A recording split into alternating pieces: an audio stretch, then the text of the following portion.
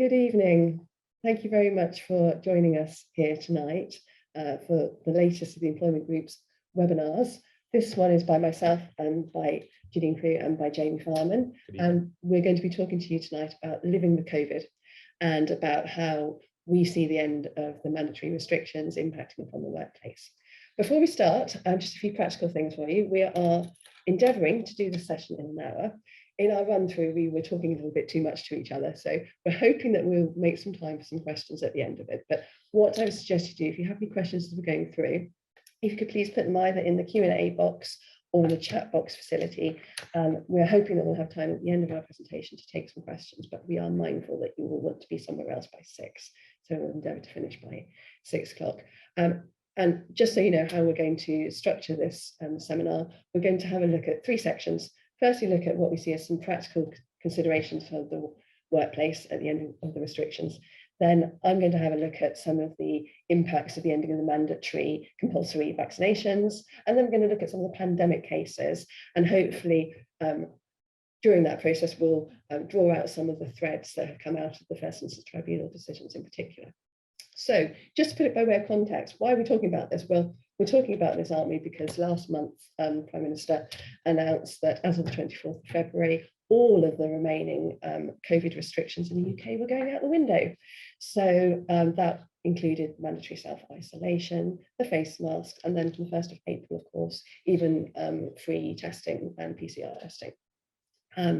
So that was against the backdrop of the fact that, and he acknowledged in his announcement that although he was ending the restrictions, doesn't mean that COVID has gone away. And of course, I think anecdotally, we all feel that COVID hasn't disappeared at all. There's a very high number of Omicron cases in the community at the moment.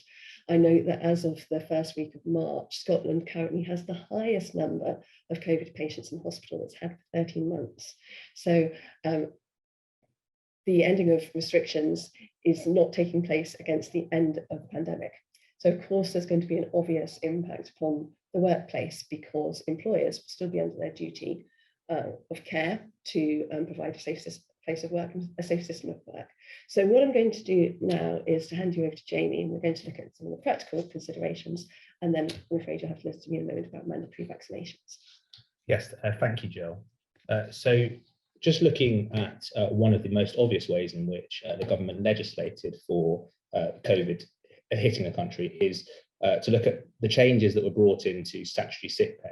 Of course, the furlough scheme was one of the biggest changes that was brought in, but other than that, there were significant changes brought in through the statutory sick pay changes. And you can see there that one of the things that were changed was the regulations that were added to the statutory sick pay general regulations 1982. So quite a mouthful, that one, but ultimately what was changed was that it was made clear that anyone who was isolating with COVID as a result unable to work would meet the deemed incapacity provisions. And initially, those individuals who were shielding, they also would meet those provisions as well if they were unable to work as a result. And this was combined with other changes as well, including the fact that essentially, by virtue of that long regulation there, the changes to the waiting days that were required before receiving statutory sick pay were brought in.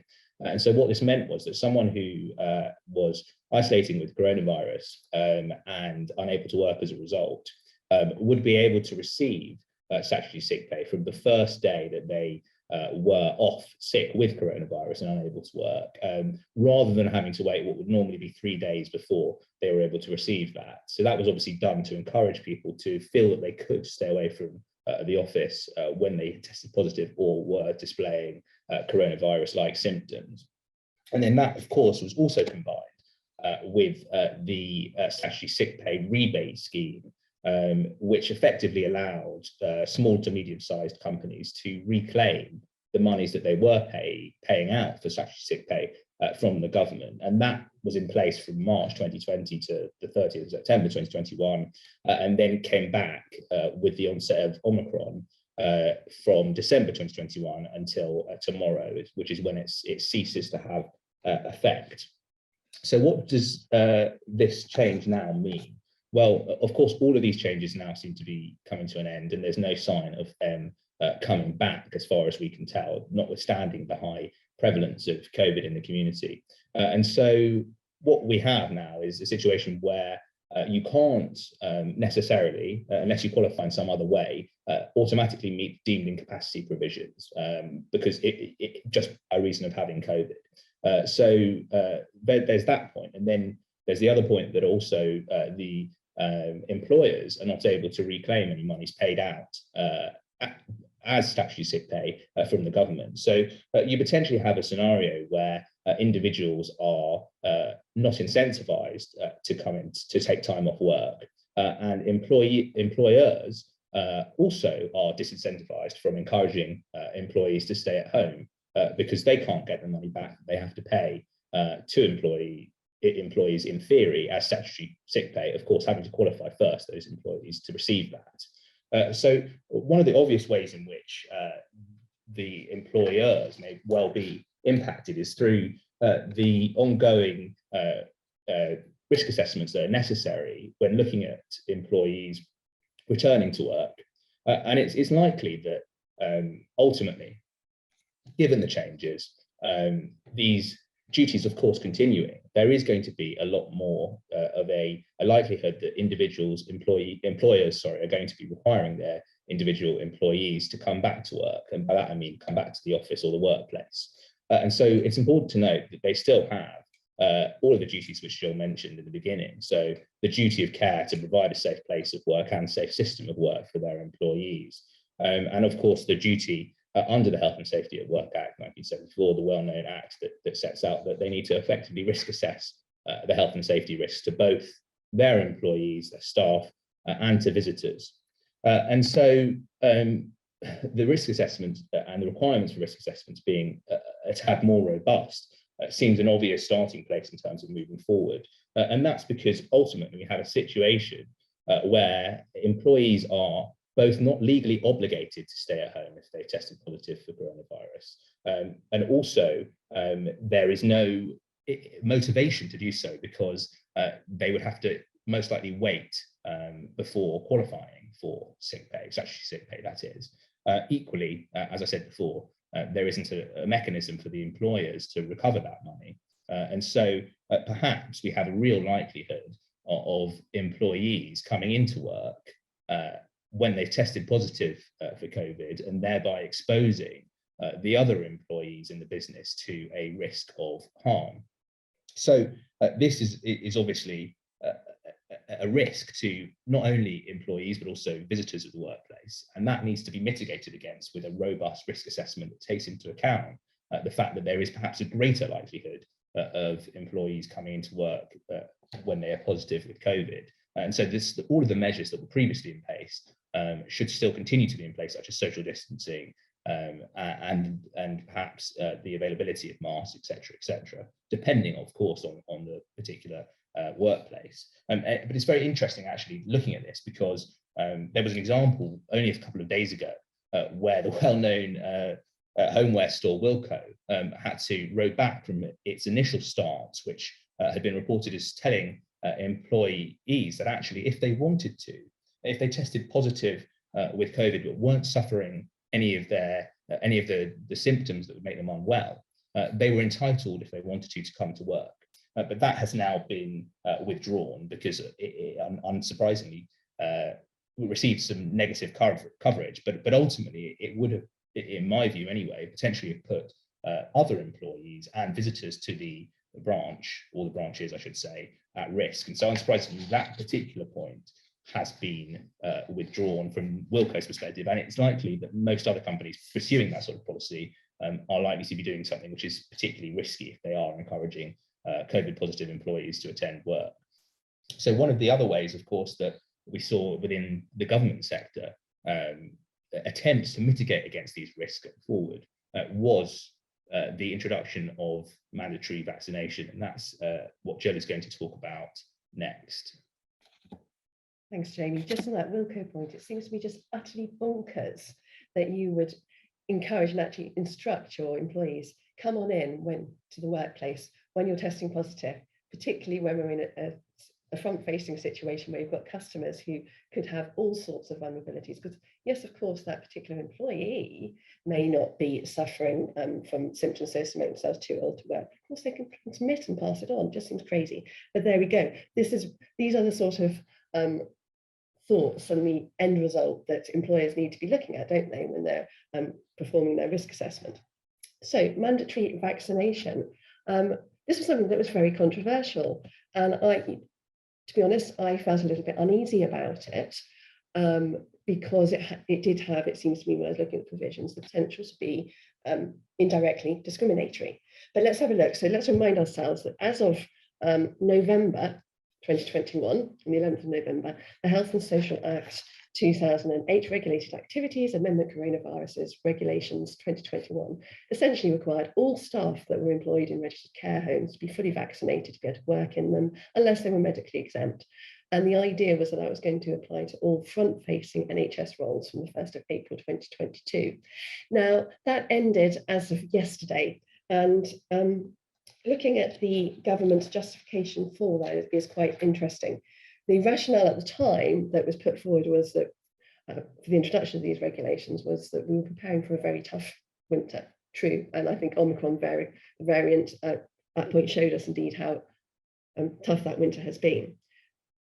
The change of rationale is that the UK population now has high levels of immunity, allegedly due to the vaccination programme, or perhaps due to the fact that so many people have also had the virus now. So the government now states, with the population better protected and lower levels of hospitalisation and mortality, it was right to revisit the balance of risks and benefits that have guided the government's original decisions. Now, again, I'm going to try not to rant too much in this seminar, but it seems to me that that's going to be a dynamic assessment in any event, because of course we are now facing higher cases of Omicron, rising cases of hospitalisation in the community as well.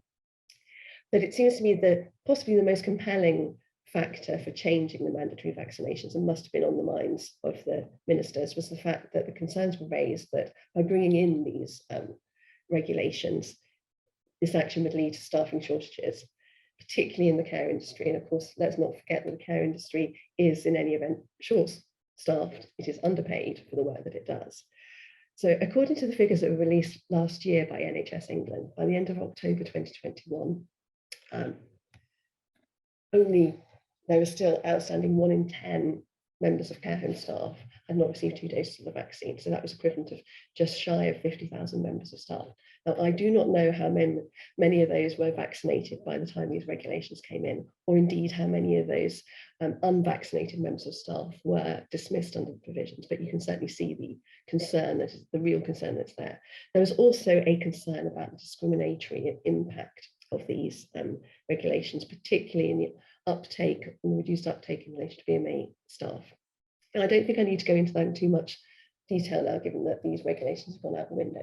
But I do just reference on this slide the case of Peters and the Secretary of State for Health. This was an attempt at judicially reviewing the regulations, and it was unsuccessful. Essentially, the court said that it was right for the government to prioritise the Article 8 rights, rights of private life of the residents of care homes over employees and their decisions to be vaccinated or not. And in terms of the discriminatory element, the court said, well, if there was a discriminatory element, which there might have been, it was justified, it was proportionate. So anyway, that has all gone out of the window. So those regulations lasted for a grand total of 4 months. Does the change in the law mean that dismissals that took place under those regulations were unfair? No, in the short answer. And I think that in any event, had those regulations not been in place, and what we've actually been looking at was a reasonable management instruction, dismissal would still not be unfair. And the reason that I say that is because of one of the pandemic cases of Allet and Scarsdale, which Grange nursing home, which appears on your screen. This was a case which actually predated the coming into force of, in November, the mandatory regulation. So I think it was heard 3 days before the actual regulations came into force. So at that stage, what was being argued was essentially a straightforward misconduct case, namely that the reasonable management instruction to be vaccinated was not complied with. Just to provide some factual settings, the claimant had actually been employed as a care home assistant since December 2007 until February 2021, so she was a long-serving employee. The home looked after dementia patients. There were 56 beds and 65 members of staff. All was going okay with the home until December 2020, when the respondent was actually looking at bringing in vaccinations for its care home staff at the beginning of the rollout of the programme. And unfortunately, COVID got into the care home shortly before that was going to happen. The result was that 33 staff were struck down with COVID, and also 22 residents, and indeed some of those residents died. So you can see the devastating impact that COVID had on the respondent's business and on the respondent's residents. So the respondent rearranged vaccinations in January 2021, and it was at that point that the claimant discovered that they were going to be mandatory, that if she didn't have her vaccinations, she would lose her job. She didn't want to have those vaccinations. She said at the time that it was because of her beliefs as a Rastafarian. It was against her beliefs that she should take any form of non-natural medication. Now, the judge did not accept that that was her reasons. The judge said that the reasons at the time were her concerns about the safety of the vaccine. Now, she was told by the respondent, she was given information from public health, she was given information from MRHA, but nonetheless, she was the only unvaccinated member of staff, and she was dismissed as a result of her failure to comply with that instruction. Looking at the claims, it probably won't surprise you to know that the unfair dismissal, the ordinary unfair dismissal claim, was quite easily dealt with. And that was dealt with on the basis that the failure to comply with a reasonable management instruction was within the disciplinary procedure. Well done, respondent. And that it was reasonable in the circumstances that that having a COVID vaccination was a reasonable management instruction. It was reasonable because of the outbreak. It was reasonable because of the deaths. It was reasonable because of the advice that had been given by Public Health England. So that was quite straightforward to deal with. The other argument that's more complicated is the Article 8 argument. And obviously there, the tribunal was looking at weighing up, because yes, of course, requiring the claimant to have COVID vaccinations in order to continue being employed was an interference with their Article 8 rights. But the court, ultimately the judge found that the dismissal, there was a greater interference if she didn't have the vaccination, remained unvaccinated. There was greater interference on the residents' rights, because of course, if they were being given personal care by somebody who was unvaccinated, the risk of the transmission of COVID was greater for them, possibility of serious illness and even death. So in those circumstances, the judge was satisfied that it was, although there was an interference, it was proportionate and it was justified. And it was justified that it would not have been reasonable for the employer to have allowed an unvaccinated person to continue to work with the residents, which could have resulted in them in serious illness and death. So would this be the same result today, given that we've now removed the mandatory vaccination provisions in the games? Yes, I think it would. I think it would, as I said earlier, it would have been the same even if today you're simply, if you're a care home owner or you're looking at NHS front-facing role and you're looking at a reasonable management instruction. I think whenever the circumstances of the workplace include personal care to somebody who is vulnerable or elderly and thus more susceptible to COVID-19, then yes, those circumstances is going to be a reasonable management instruction, and dismissal is potentially going to be fair. What about other workplaces? Well, like the office, for example, I think where we are in the pandemic, probably it's a less persuasive argument at the moment, with Omicron being a hopefully milder variant and more vaccination and better immunity to the virus. But what happens if the situation changes? And said, viruses mutate, is what they do. What if we get another variant? What if the cases continue to rise? I think in those circumstances, then policies which contain mandatory COVID vaccinations and reasonable management instruction may well indeed result in potentially fair dismissals. I know certainly that various private companies have introduced or sought to introduce those policies as part of their return to work processes. So, for example, Google, and I think also Goldman Sachs as well. A lot of it is going to depend upon the factors the tribunal look at. So the stage of the pandemic, the potential impact upon people in the workplace. But I certainly see that that is going to be an argument that will continue to run for. I'm now going to have a look at some of the more recent cases with Jane. Yes, thank you.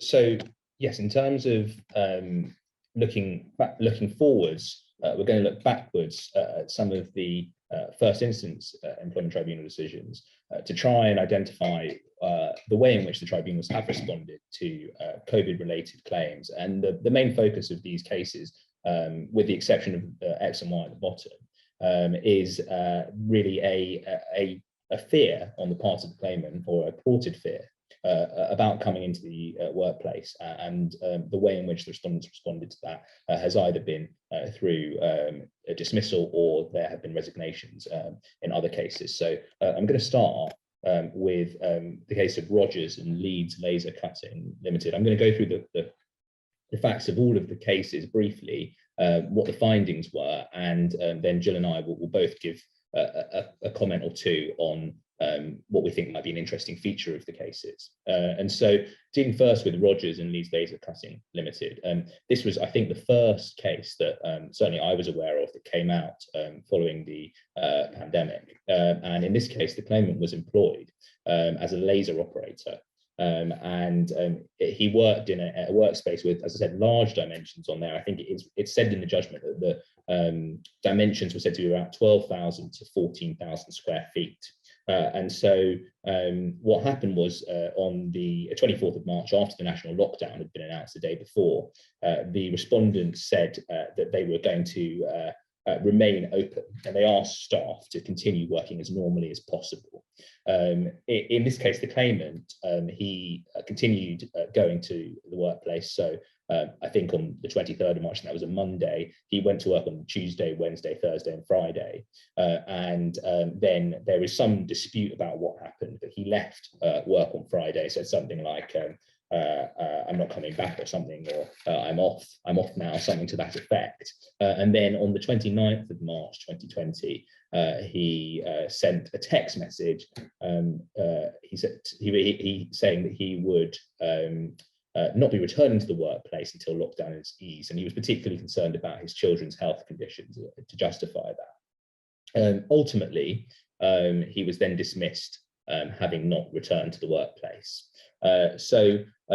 In the end, he was found to have been fairly dismissed, and his claim, which he brought, unsurprisingly, under Section 100 of the Employment Rights Act 1996, it being a potential health and safety dismissal, was not well founded. Now, we have to appreciate there were some factual findings about the claimant's consistency and his contradictory evidence, which contributed to that. One of the key factors being that the day after he texted saying he wasn't prepared to come back into the workplace because of his fears about catching COVID, he then admitted to giving a friend a lift, I believe, to the hospital. And so that was seen, I think, to be contradictory of, and not consistent with someone who was genuinely fearful of catching coronavirus.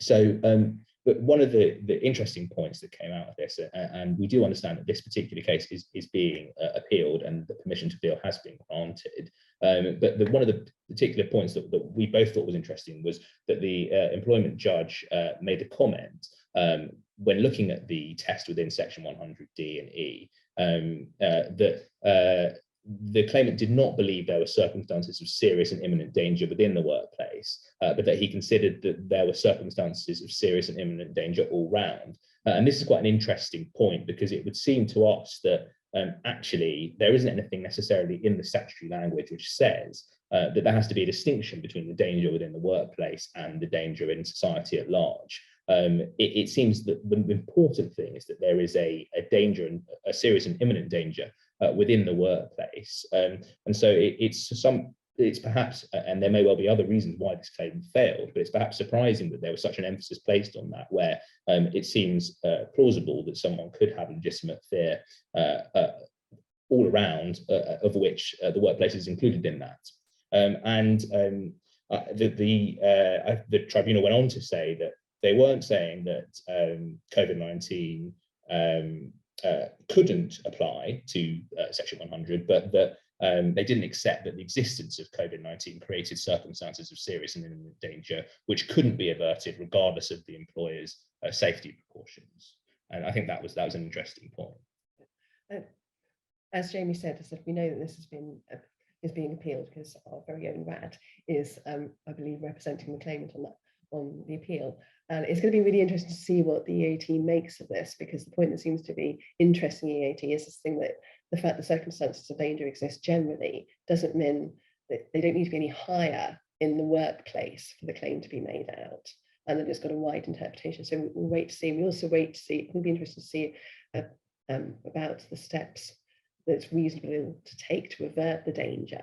So if you believe, as the claimant did, that the danger is everywhere, then it's reasonable to take the step to avert the danger by not coming in, rather than in this particular case, the judge found, well, there were various steps in the workplace that were reasonable that you could take instead. So the fact that it was a massive workplace, so you could socially distance, the fact that you could wear a mask, the fact that you could use hand sanitizer, etc. So it would be very, very interesting. And I hope that we hear from RAD soon as to what the conclusions of the EAT are on that. I'm sure it will be an interesting discussion when it's out.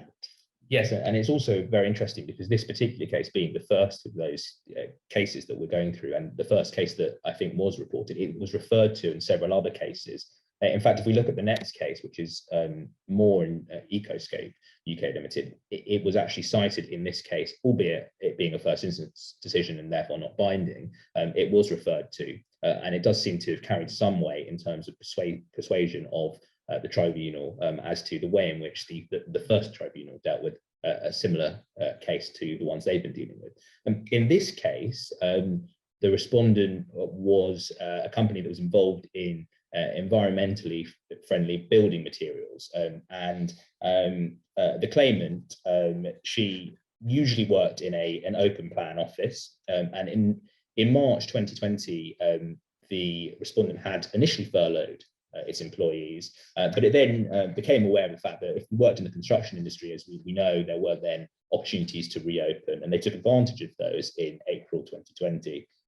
They put some protective measures in place, and they asked staff to return to work. In the claimant's case, she didn't want to. She was offered unpaid leave, and she accepted that, so she stayed off and didn't go back to work. Then all of the other employees at the respondent came back to work in May 2020, but the claimant wasn't prepared to, and she also didn't comply with what was the respondent's policy of saying that you call in every day that you were off to say that you weren't coming in. So she wasn't prepared to do that. She raised a grievance about health and safety concerns, and ultimately they concluded in the grievance that she wasn't able to work from home, which is what she had said that she wanted to do. As part of the grievance, they actually offered a number of alternatives to the respondent to accommodate her, such as having her own opportunity to come in, having her own office, access to her own stationery, and even her own printer. So I'm not sure why, but that particularly stuck with us, the fact she was able to have her own printer, because it may well have been an appealing option to have that, and not having to touch papers, I suppose, was the premise behind it with other people. Anyway, that was a key point, because ultimately she was found to be fairly dismissed, and the reasons for that, it seems, reading the judgment, that there was an emphasis on her belief that there were circumstances of seriousness and danger not being objectively reasonable because of the attempts the respondent had made to accommodate her, and these included part-time work, assessing the risk, obviously, and making accommodation for increased hygiene, social distancing, offering her own office, offering her staggered shifts, offering her own stationery, as we said. But what was interesting, again, just going back to the point before, was that having referred to Rogers, the tribunal did also make the comment that the complaints made by the claimant were a general fear about being required to leave home, and her perception that danger was everywhere. So again, not as committed to that particular point, but still a comment that would be consistent with that theme of looking at the workplace as having to be unique to the dangers outside of the home, or I should say in society at large, something which we think is potentially well, doubtful, potentially. We're not sure that necessarily needs to be the case, but there certainly was a theme in the first two cases to approach the legislation in that way with respect to these sort of cases. And Jamie, it seems again on this case, isn't it? The winning point here really was how reasonable Yes. the workplace was being in this case. So it seems to be, you know, by offering, going that extra mile. So looking at the adjustments that could be made, the own office, the own stationery and printer. Yes. So again, it was the employer who was being reasonable, and on the face of it, certainly the way that the evidence seemed to come out, the claimant being less reasonable because she was very much saying home working or the highway. That's right. And I think, I mean, going forward and indeed looking backwards at these cases, it's clearly the distinction is between the extent to which it's possible to work from home, the extent to which the respondent has made attempts to accommodate the claimant. It's really going to always continue, I suspect, if these cases do continue in some form or another, to be a balance between how reasonable the respondent has been in trying to accommodate the claimant's concerns and how reasonable the claimant has been in refusing those attempts. But we are going to look at some cases that are successful as well. So they haven't all been unsuccessful. No. We're talking of which, the first one. Exactly. No, but we've seen some more successful ones as the cases have developed to come to the tribunals. This particular one is Rendina and Royston Veterinary Centre. And this case, I think it really characterises different people's approach to the pandemic. In this case, the claimant was Italian and British of joint nationality, and she was employed as an assistant veterinary surgeon. Her nationality is important because she was initially raising health and safety concerns with the practice manager and practice director of the company in March 2020 because of the situation in Italy at the time, which was obviously more severe in the early stages than it was in the UK. And she was raising her concern about the risks and trying to get the respondent to make provision for extra health and safety conditions such as masks and distancing and things like that. And she suggested wearing a mask on several occasions and limiting the number of people who would go into consultation rooms. There was a comment made on 16th of March 2020 by the practice director that really COVID was just like the cold and flu. And so his perspective then may well not have been that different from some people's perspective then, but that was his comment about the ongoing risk of coronavirus. What ended up happening was that obviously we then had a week later a national lockdown imposed, and the claimant sent an email on the back of that and raised concerns about the ongoing risks of coronavirus. And she sent over some recommendations from the British Veterinary Association, and she sent them to her practice director. But he then sent a text message to all staff saying practice was open as normal, and he had a practice meeting with her that evening and said the worry about COVID-19 is being hyped up and it's incorrect to say that the situation is becoming worse daily. And he then accused her of trying to dictate to him how he should live his life. Ultimately, a few days later, on the 30th of March 2020, he dismissed the claimant, and the reason given was that there was a level of discord between them, and therefore her position was untenable. And so in this case, the claimant was found to be unfairly dismissed on the basis of section 101C.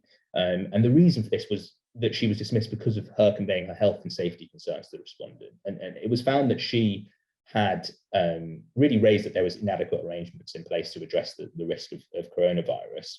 And she was trying to give information to the practice director about what the regulator was saying you needed to do to protect yourself. The real reason found to have been for the dismissal was that she was raising issues of concern that she reasonably believed to be harmful or potentially harmful to health and safety, in this case, that the spread of COVID-19. But she wasn't found to have been dismissed because she was trying to avert circumstances of danger, or that she felt that she was personally going to be harmed. And so that's perhaps why she wasn't within the ambit of 101 D or E, but she was within the ambit of 101C. And on that basis, she was successful in her claim. And that was really a case where the reason that she succeeded, seems to me, is that it's clear from the judgment is that she raised her concerns and measured in a reasonable way. Yes. And they're documented. So again, we get back to it as in most how to win any case, isn't it, in employment cases, is to have them documented, and have the paper trail. And the unreasonable person in the room in this particular time seemed to be the respondent and the practice manager's attitude to COVID.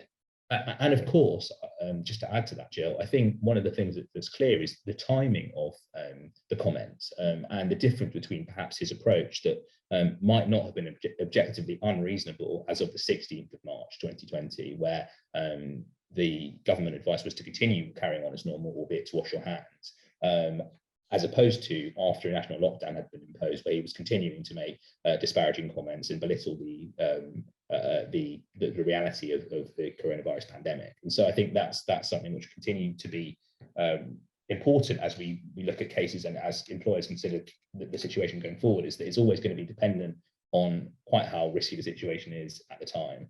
But those sort of comments that were made, aren't they, by the respondent employer, are quite typical comments that you actually hear at the moment with Omicron as well. You know, it's only like it's a mild cold, it's a flu, you know, man up. So I think that these sort of facts are something that we may well see coming at us again. Yes. Now that the mandatory restrictions have been taken away.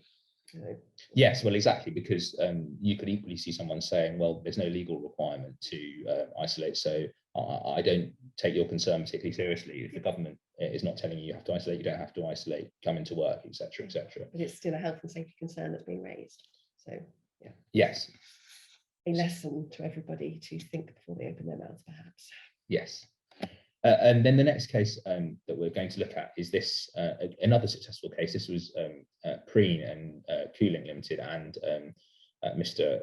Richard Mullins. And this is an individual who, Mr. Preen, that is, he was employed as an air conditioning and refrigeration engineer for Respondent.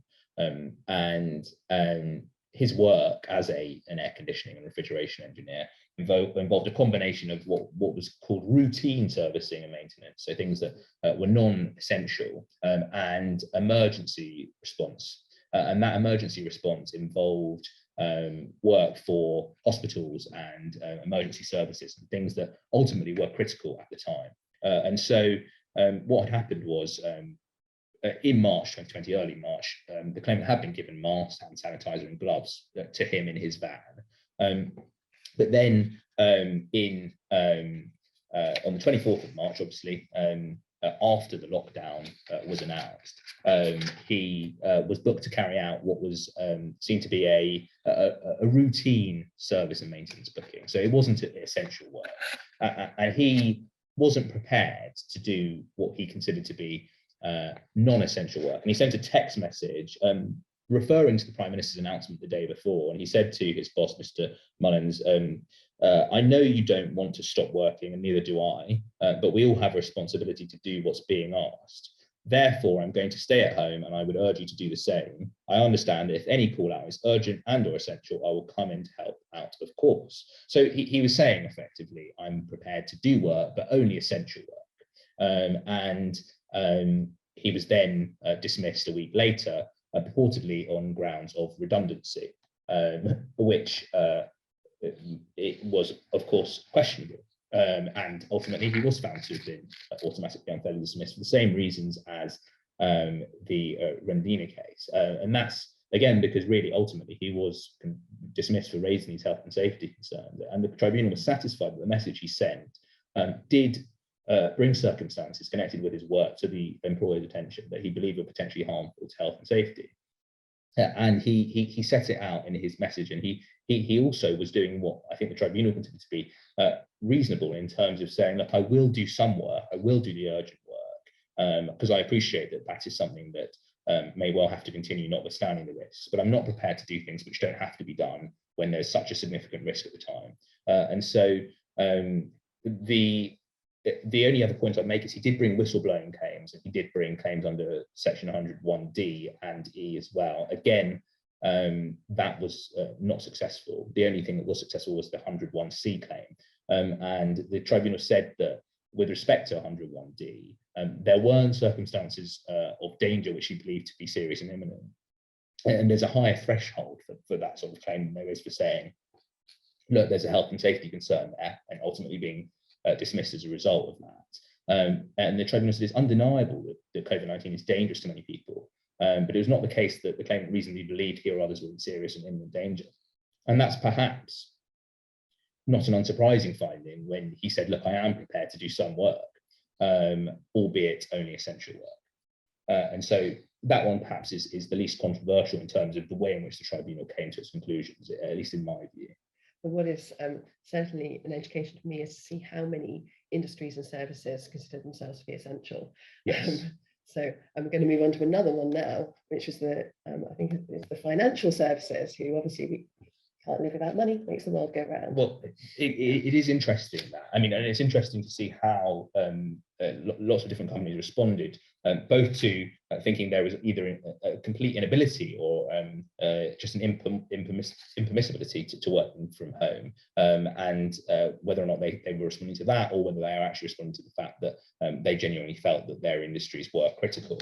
But in this case, the claimant, who was employed as an analyst at Respondent, which was a financial services firm, he, particularly in his case, he raised a concern because he lived at the time in a one-bedroom flat with his girlfriend, who was only known to us as X, and she was clinically vulnerable due to asthma and a heart condition, and he was raising concerns about her health and safety very early on, because he was concerned about infecting her with COVID, and he was able to work from home from the 18th of March. But as we were just touched upon, the Respondent didn't shut its offices. It continued to work. They said that they would continue as critical work. They did allow employees to work from home for most of March and April 2020, but they then started to phase employees back to the office, which seems on the face of things reasonable. But they then required the claimant, albeit as one of the last phases of the return to the office, to come back to the office on the 6th of July 2020. But the claimant's line manager was clear that the claimant was working effectively from home, and the claimant refused to go back to the office because he repeated that he had health and safety concerns about his girlfriend. He had a particular anxiety about coming back to the office as a result of that, and there was obviously also particular concerns relating to where he would be working when he came back. And so he was worried about the fact that he might have to share an office with people who had school-age children, who would then increase the number of contacts he had with people who had come into contact with COVID, and thereby increase the risk of him carrying it, taking it home with him. He also saw a photograph that had been sent around the office of employees all in one office, I think about 4 employees, celebrating another employee's 20 years of service there. And he said, well, hold on a minute, that doesn't look very COVID secure to me. And he sent an email to say effectively that. So ultimately, he continued to refuse to come back to the office. He was told that he would be disciplined. He was disciplined. Before that, he had his IT cut off. And so he then was disciplined and went through a disciplinary procedure. He had a disciplinary hearing, which he asked to be remote, but that was refused, and they didn't allow that. No, not even remote. And then he ended up appealing. He did have an in-person appeal. I think that happened a bit later, about August, when he felt more comfortable to go into the office. And also at that point, the working from home guidance had been removed, hadn't it? So he was content. That's right. That's right. He was following the guidance, and he wasn't prepared to do anything that was in any way inconsistent with the guidance, albeit I think it became a bit more blurry in July 2020. It was still advised that if you could work from home, you should do so. And unsurprisingly, perhaps, he was automatically unfairly dismissed. And this is the only case that we've come across, and certainly the only one we're discussing, where he was dismissed under section 101 D and E, because he genuinely felt that there were circumstances of serious and imminent danger in the workplace. And it is also relevant. And again, it totally comes down to, as we were saying, presentation of the claimant and the reasonableness of the employer. But the fact was that ultimately there wasn't justification for dismissal in any case. And so his dismissal would have been unfair, even applying the ordinary unfair dismissal test, because there wasn't a reason given for his dismissal. And he was clearly able to work from home, and he would have been unfairly dismissed anyway. And again, when we're looking at who's the reasonableness test, aren't we? When we're looking at who do we shake the reasonable stick at, it fell against the employer because he could work. He was able to work from home. He was working from home effectively and efficiently. His line manager supported him working from home. I think the HR lady also argued in support, although she was part of the appeal. So there's a whole disciplinary, so there's a whole ACAS issue going on there. So the only person who was not in favour of it was the de facto, the director who directed it.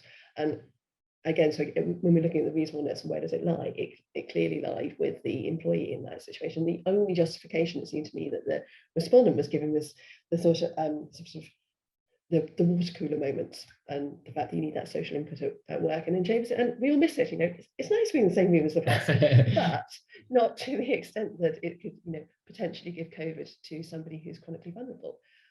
So that was clearly the reason why the claim succeeds under section 101D and E.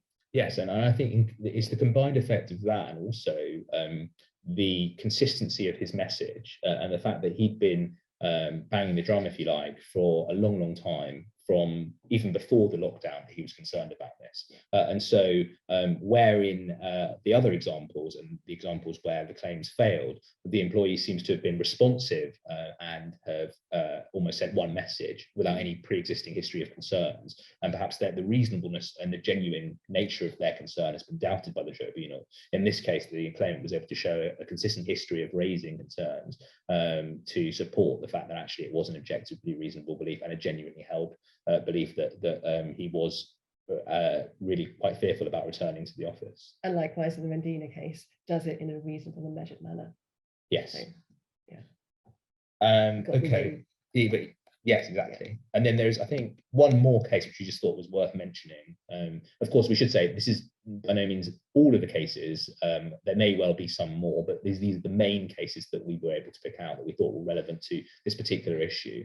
And this case is a bit different, but quite interesting in itself. You may have come across it. It's a case that was dealt with in an open preliminary hearing to consider whether or not actually a belief in the fear of catching COVID-19 and the need to protect oneself could be capable of constituting a philosophical belief under the Equality Act 2010. It's an interesting concept because, of course, we know that it is potentially wide in terms of what can qualify as a philosophical belief. Of course, we know a belief in being vegan can qualify, but in this particular case, it does follow, when you look at the logic of the tribunal, it was held not to be a belief, but rather a reaction to a threat of harm and the need to take action to reduce that. And so in a sense, it was a time-specific belief. So were COVID to be eliminated, they wouldn't continue to hold a belief in needing to protect yourself from it. And so it's not something which would likely sustain itself. Equally, it was only a belief that was specific to the claimant herself and to protecting her partner, rather than a wider belief in the inherent nature of COVID being something that everyone needs to protect themselves from, although that may well be the nature of some people's belief. So in this case, that was found not to be worthy of protection. And hopefully will cease to be, as it were, a belief once. Let's hope we get to the days when the virus actually knows that the restrictions are going to be ending because the pandemic is over, rather than just Boris Johnson thinking that. We've got a few minutes to look before we can look at some questions, but I just thought it might be worth drawing out of those cases what we see as the factors going forward. For me, the factors are, we know the claims, we know we're looking at health and safety, dismissals and detriments, we know we're looking at whistleblowing. Those are the type of claims that employees who have ongoing concerns about the safety and security of their workplaces are going to be potentially bringing to responsible employers. What are the various factors, though, that we can see from those pandemic cases that have led to success or to failure? It seems to me, firstly, the one that we obviously nobody can control until the day, which is how the claimant or the employee gives their evidence. Consistency of evidence, that's always going to be a problem. We're not really in control of that at all. It won't be, unless we're respondent barrister cross-examining, and hopefully we are. Secondly, the workplace, that's been a real influence, hasn't it, on the decision. So looking at really considering the nature, and go back to risk assessment, looking at the nature of the workplace itself. Is it a massive football-sized pitch like in in Rogers, are you able to offer a secure, if you can describe that, a single office for somebody to come back to if they're really concerned with their own printer, etc. So all of those have been relevant. Likewise, it seems to me a relevant theme that's coming out of these cases is how the employee raises their concerns. Yes. If they do so in a measured and reasonable way, it seems to be that they're improving their chances for success. If there is a lack of a paper trail of them actually raising concerns prior to going off or taking whatever their action, it seems to me that they're going to be viewed in a more unreasonable manner and less likely to succeed. Those are the sort of takes that I've had from these cases. Yes, no, I think that's right.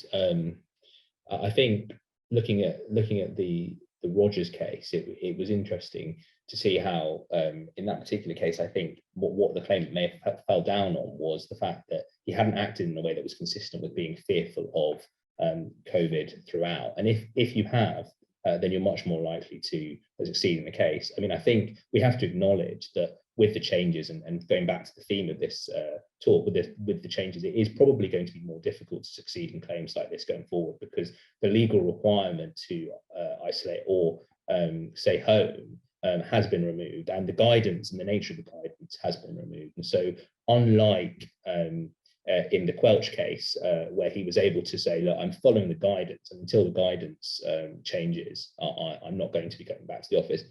A claimant wouldn't have that support. But that's not to say that it would be in itself unreasonable necessarily to refuse to go back to the office. And I think that would also, again, in addition to the factors you were mentioning, Jill, depend to some extent on how feasible it would be for them to work from home. And I would just add that in as an additional factor. Yeah, and also depend on the stage of the pandemic that we're at. You know, hopefully we're now at a stage where there's a high level of immunity to vaccination or having had the virus. So that's going to impact upon also consideration of employers' applications on working from home and things. But we have learned, haven't we? One thing we have a good takeaway from the pandemic has been that we have learned that most roles can be carried out working from home. So that's a good thing. So the flexible working applications, so etc. to consider. And then let's think about the disabled employee. In addition to the health and safety at work, we're always going to have to make reasonable adjustments for a disabled employee. So it may be that despite all what you say about your workplace being secure, it may still be the most appropriate way forward. And the best adjustment is actually to allow that disabled employee who remains vulnerable to COVID, which is still out there, to remain working from home if they can do so efficiently. And I think touching on the flexible working request, I think one of the things that seems to be consistent within these cases was that there seemed to be a blanket approach, either taken by the claimant or the respondent, either the claimant saying, look, it's working from home or nothing, or the respondent saying it's working in the workspace or the workplace or nothing. But actually, it seems to me anyway that it would be much more likely to be perceived as reasonable to say, look, you can work from home 2 days a week or 3 days a week. You are reducing the amount of contacts you have to have by virtue of not coming in every single day. But there are certain things we need you to do that we need you to be in the workplace for. And that's a much more measured, in my view, approach. And certainly more measured than the Quelch approach, was the employer saying, well, you know, you live in a one-bedroom flat with your girlfriend. Do you really want to do that? Why don't you split up with her? Then you can come into the workplace and live somewhere else. Well, that's not reasonable. Well, I don't know if they were necessarily enforcing a breakup, but they were saying you might not want to live with her. Yes. Change your domestic arrangements completely. That's definitely feasible. I am mindful that we're going to run out in a few minutes of the Zoom, so I can have a look at the chat. I think that means that do we have to stop sharing the screen? Yes, sorry.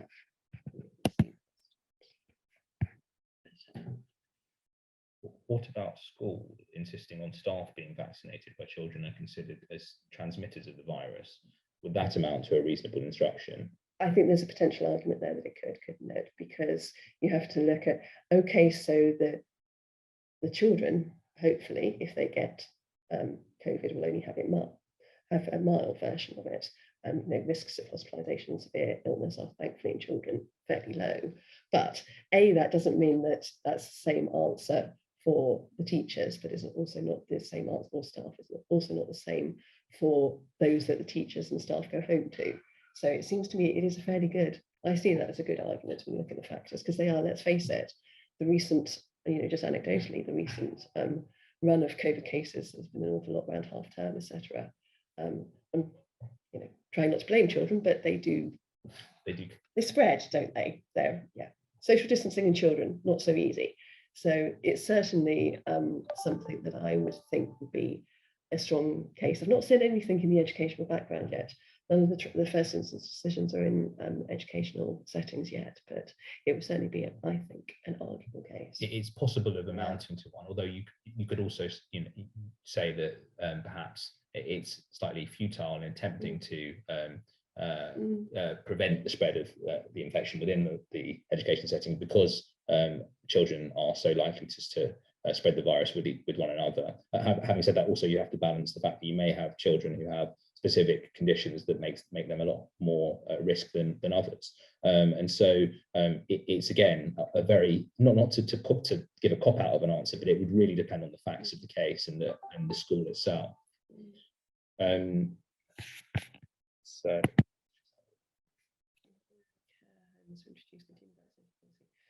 Same conclusion. Sorry, we're just reading the question out, which is if an employer either in a care home or other close contact workplace was to introduce such continue a vaccination policy now, would it result in the same conclusion as to the balance of Article 8 rights, with the deaths at that time amounted to 1,500 daily and the current evidence of waning effect of double and even booster vaccinations over time? You have said yes, but the situation now is quite different, question mark. So we're trying to yeah, so sorry. I still think that in care home settings, the answer is yes, it would be proportionate to interfere with the individual care workers' rights to Article 8 rather than the residents. And I say that partly, I suppose, I'm a little bit biased at the moment because I have a 92-year-old aunt from a care home who is currently in hospital with COVID. And I think if anything were to be able to reduce that circumstance and to reduce that risk, then it's proportionate to do that. In other settings, I'm not so sure. Again, I think in relation to NHS front-facing roles, because anywhere where you're giving personal care to somebody who is not just vulnerable, but very vulnerable, so those very high-risk groups, I think it is going to be proportionate. I take entirely on board that we're not in the same place as the amount of daily deaths, thank goodness. But we don't know that we're going to remain at that position if the virus mutates again. What we do know is that we do have, certainly for the vast majority of the population, a waning immunity. We know that there's fourth round booster jabs for the vulnerable and for the over 75s are being envisaged, but they're not in place yet. So my gut reaction to this, and I think the Alec case helps, and I appreciate that was at the height of the pandemic, but I do still think when it comes to care homes and where there is a high proportion of vulnerable individuals as the clientele, then the answer to that is a reasonable management instruction to get your COVID jab is likely to make a dismissal. We're going to have one more, and unfortunately we're running out of time, so we're just having a look at. Living with COVID suggests that there will only be symptomatic testing, even in care settings. Any comments? Well, I'm going to do my best not to rant, but I just think it's ridiculous that we're getting rid of testing. And let's face it, the only reason that we're getting rid of testing is financial and political, because that's the whole way that you live with COVID, is whether you know you've got it or not. You can't test. Yeah, we're just increasing the risks. And again, it's going to be, the risks are going to fall on people who are not in a position to be able to say, well, I'm not feeling very well, so I've got lovely sick pay so I can stay at home. It's going to be those that either have statutory sick pay or no sick pay to fall back on, that are going to be pushed into going, that are not going to be able to afford to stay off. And I think that also, touching on some of the points we spoke about earlier, I think there's perhaps a distinction to be drawn between a scenario where someone was to bring COVID to the workplace unknowingly because of the unavailability of tests and not realizing that they're positive, as opposed to the policy that we mentioned before of telling people that, well, if you tested positive but you don't have any symptoms, then that's okay to go into the workplace. I think there's clearly a significant distinction between those two scenarios about what would be or what wouldn't be acceptable. I mean, obviously it would work if the virus has been told that it's only allowed to transmit itself while it's symptomatic and people know that they've got it. But unfortunately, we know that this is a virus where transmission occurs when people are asymptomatic. And unless you can test, how on earth can you stop that? It's, yeah, but okay, I said I wasn't going to rant, and I'm conscious of 17:59 and I'm beginning to rant. So I think we probably better call it a night. But thank you very much for your attendance and for your interesting questions. It's been great. And thank you for bearing with us. Yes, thank you very much. Thank you very much. We will end the session now.